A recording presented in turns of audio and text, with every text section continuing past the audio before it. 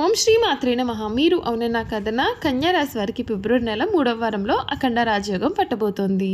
ముక్కోటి దేవతల అనుగ్రహంతో జరగబోయే పూర్తి మార్పులు. అసలు ఈ కన్యా రాశి వారి జీవితం ఏ విధంగా ఉండబోతోంది, ఫిబ్రవరి నెల 3వ వారంలో వీరికి ఏ విధమైన అదృష్టం పట్టబోతోంది అన్నీ కూడా ఇప్పుడైతే మనం క్లియర్గా ఈ వీడియో ద్వారా తెలుసుకుందామండి. నెంబర్ 1 వశీకరణ మాంత్రికుడు గురూజీ అర్జున్ రాజు గారు. ఎక్కడి వారికైనా ఒక్క ఫోన్ ద్వారానే వెంటనే పరిష్కారం చెప్పబడును. స్త్రీ పురుష వశీకరణం, ప్రేమ, పెళ్లి, సంతానం, వ్యాపారం, కుటుంబ సమస్యలు, భార్యాభర్తల గొడవలు, గృహం స్థలం సమస్యలు, కళ్యాణ దోషాలు పరిష్కరింపబడును. దుష్ట శక్తులు తీయబడును. నాగదోషం తీయబడును. మీరు కోరుకున్న వారిని మీ వద్దకు చేర్చాలా పూజలో చూడబడును. నాగబంధన, గుప్త నిధుల వలన మీ కుటుంబంలో సమస్యలు ఏర్పడుతున్నాయా? లంకె బిందుల కొరకు గురువు గారిని సంప్రదించండి. గురువు గారి ఫోన్ నెంబర్ 8096448525. అంతకన్నా ముందు మీలో ఎవరైనా కొత్తగా మన ఛానల్ని చూస్తున్నట్లయితే తప్పకుండా వీడియోని లైక్ చేయండి. తప్పకుండా మన ఛానల్ని సబ్స్క్రైబ్ చేసుకోవడం మర్చిపోకండి. సబ్స్క్రైబ్ చేసుకోవడంతో పాటుగా పక్కనే ఉన్న బెల్ ఐకాన్లో ఆల్ని ట్యాప్ చేయండి. ఈ విధంగా చేయడం ద్వారా మేము పెట్టే ప్రతి వీడియో కూడా మీకు నోటిఫికేషన్ రూపంలో కనిపిస్తుందండి. మీరు మిస్ కాకుండా మన వీడియోని చూడగలుగుతారు. ఇక వీడియోలోకి వెళ్ళిపోయి కన్యా రాశి వారి గురించి తెలుసుకుందాం. ఉత్తర పాల్గొని 2, 3, 4 పాదాలు, హస్త 1, 2, 3, 4 పాదాలు, చిత్త 1, 2 పాదాలు ఎవరైతే జన్మించారో వారు కన్యా రాశికి చెందుతారు. ఈ రాశికి అధిపతి బుధుడు. ఈ రాశిని స్త్రీ రాశి అని, శుభరాశి అని, ద్విస్వభావ రాశి అని జ్యోతిష శాస్త్రం అయితే చెబుతోంది. ఈ రాశిలో జన్మించిన వారు పొడవుగా కాకుండా పొట్టిగా కాకుండా మధ్యస్థమైన శరీరాన్ని కలవారుగా ఉంటారు. పొడవైన ముక్కు, విశాలమైనటువంటి నుదురు కూడా కలవారుగా ఉంటారు. ఈ కన్యా రాశి వారు నిశ్చయ బుద్ధితో చేసిన ప్రయత్నాలు ఉన్నత ఫలితాలను ఇస్తాయి. ఒత్తిడిని జయించి లక్ష్యాన్ని చేరువవుతారు. సమయపాలన వలన విజయాలు సాధ్యపడతాయి. మేధస్సు చురుకుతనంతో పనిచేస్తుంది. పేరు ప్రతిష్టలు అయితే పెరుగుతాయి. శివనామస్మరణ మీకు చాలా శక్తిని ఇస్తుంది. వ్యాపారంలో లాభాలు కనిపిస్తూ ఉన్నాయి. నూతన ప్రయత్నాలు ఫలిస్తాయి. అయితే ప్రతి నిర్ణయం కూడా ఆలోచించి ఆచితూచి తీసుకోవాలి. ఉద్యోగంలో చంచలత్వం లేకుండా వ్యవహరిస్తే సమస్యలు అనేవి తొలగుతాయి. స్వయం కృషి కీలకం. కుటుంబ సభ్యులతో చర్చించి నిర్ణయాలు తీసుకుంటే విజయావకాశాలు పెరుగుతాయి. ఆర్థిక పరంగా మిశ్రమ ఫలితాలు ఉన్నా క్రమశిక్షణ పాటిస్తే స్థిరత్వం వస్తుంది. నవగ్రహ ధ్యానం శుభప్రదం. ఈ రాశి జాతకులు అంటే కన్యా రాశి జాతకులకు ఈ సమయంలో జరగబోయే మార్పులు ఏమిటి, వీరికి ఏ విధమైన మార్పులు అయితే వీరికి ఖచ్చితంగా చూడవచ్చు కూడా ఇప్పుడైతే మనం తెలుసుకుందాం.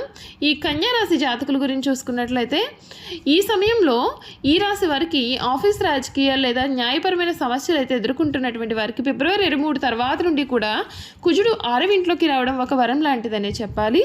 కుజుడు ఇక్కడ దిగ్బలం పొంది శత్రువులను అణిచివేయడానికి, కోర్టు కేసులో గెలవడానికి కూడా మీకు అపారమైన శక్తిని అందిస్తాడు. అయితే వ్యాపారస్తులు భాగస్వామ్యాల విషయంలో కొంచెం జాగ్రత్తగా ఉండాలి.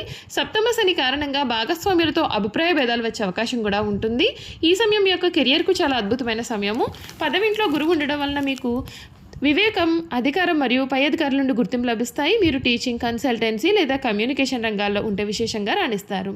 6వ ఇంట్లో గ్రహాలు కోలాహలం వలన మీరు పనిలో చాలా బిజీ అవుతారు.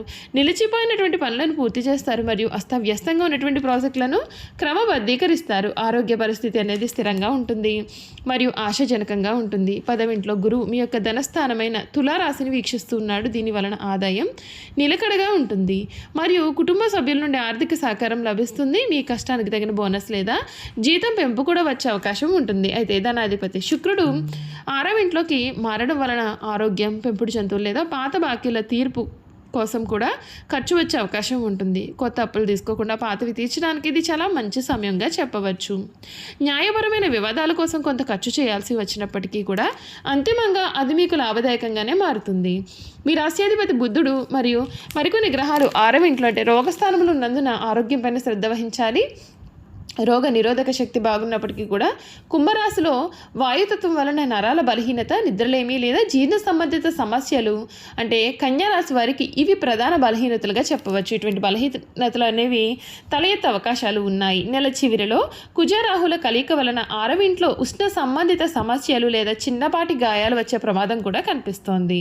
వంటగదిలోనో లేదా కార్యాలయంలో కూడా పదునైన వస్తువులతో పనిచేసేటప్పుడు కొంచెం జాగ్రత్తగా వ్యవహరించాలి. తాజాగా వండిన ఆహారం తీసుకోవడం వలన ఆరోగ్యం ఆరోగ్య సమస్యలు అనేవి మీరు పూర్తిగా నివారించవచ్చు.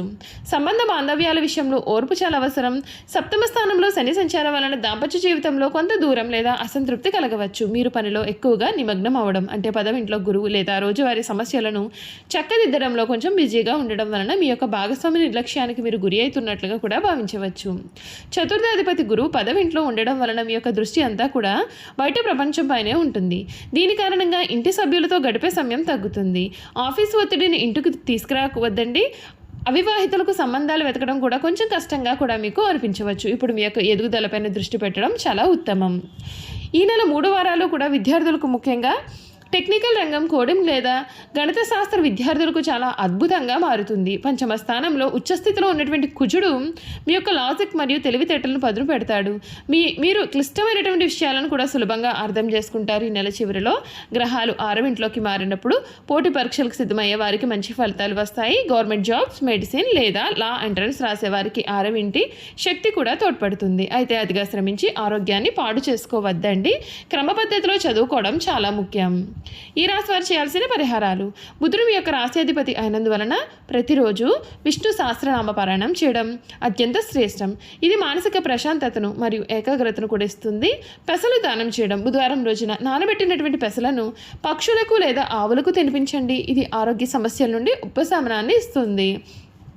శని దీపం: సప్తమ శని ప్రభావం కారణంగా దంపతుల మధ్య గొడవలు రాకుండా ఉండడానికి శనివారం సాయంత్రం రావి చెట్టు కింద నువ్వుల నూనె దీపం వెలిగించండి. రోగులకు సేవ: 6వ ఇల్లు యాక్టివ్గా ఉన్నందున రోగులకు మందులను దానం చేయడం లేదా అనారోగ్యంతో ఉన్నటువంటి వారికి సహాయం చేయడం వలన మీ పైన ఉన్నటువంటి గ్రహదోషాల తీవ్రత అనేది మీకు తగ్గుముఖం పడుతుంది. చూశారు కదండి, ఈ కన్యా రాశి వారి గురించి తెలుసుకున్నారు కదా. ఇక వీరి గుణగణాలు కూడా ఏ విధంగా ఉండబోతున్నాయో ఈ వీడియో ద్వారా మనం క్లియర్గా తెలుసుకుందాం. కన్యా రాశిలో జన్మించిన స్త్రీలు తేలిగ్గా కన్నీళ్లు పెట్టుకుంటారు. చాలా మృదువైన మనసు కూడా వీరు కలిగి ఉంటారు. ఆవేశానికి, ఉక్రోషానికి వీరు లోనవుతూ ఉంటారు. ఈ రాశి వారికి ధైర్యం కొంచెం తక్కువ. ఆహారం మీద వీరికి చాలా ఆసక్తి ఉంటుంది. తమ ఇష్టాయిష్టాలకు ప్రాధాన్యత ఇస్తూ ఉంటారు. వీరు కుటుంబ అవసరాలకు పెద్దపీట వేస్తారు. ఎక్కువ భౌతిక విషయాల మీద దృష్టి పెడతారు.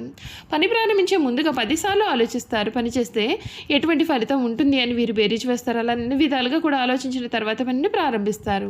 ఒక్కొక్కసారి పని ప్రారంభిస్తే అది పూర్తి చేసేంత వరకు కూడా వదిలిపెట్టారు. అద్భుతమైనటువంటి ఫలితాలు చూస్తారు. ఏ పనైనా అప్పగిస్తే దాన్ని సహనంతో వీరు వ్యవహరిస్తారు. ఒక కన్య చేతిలో దీపము, ఇంకొక చేతిలో ధాన్యపు కంకె ధరించి పడవెక్కి నదిలో ప్రయాణం చేస్తున్న చిహ్నము ఈ రాశికి సంబంధించిన చిహ్నంగా శాస్త్రాల్లో కీర్తించబడి ఉంది. ఈ రాశి వారికి వాత్సల్యము, అభిమానము, బంధు ప్రేమ, తమ బాధను ఇతరులు గుర్తింపాలి అనే కోరిక అనే స్వభావములు కలవారుగా ఉంటారు. ఈ రాశి వారు చాలా సున్నితమైన మనస్తత్వాన్ని కలవారుగా ఉంటారు. పరిస్థితులు అనుకూలించిన వీరు జీవితంలో చక్కగా రాణిస్తారు. 10 మందికి సహాయపడతారు. అయితే ఇతరులు కలిసి రానప్పుడు నిరుత్సాహపడుట, కార్యరంగం నుండి విరమించుట, చిక్కులు కలుగుతాయని భయం కూడా వీరిలో ఉంటుంది. చూసారు కదండి, కన్యా రాశి వారి గురించి తెలుసుకున్నారు కదా.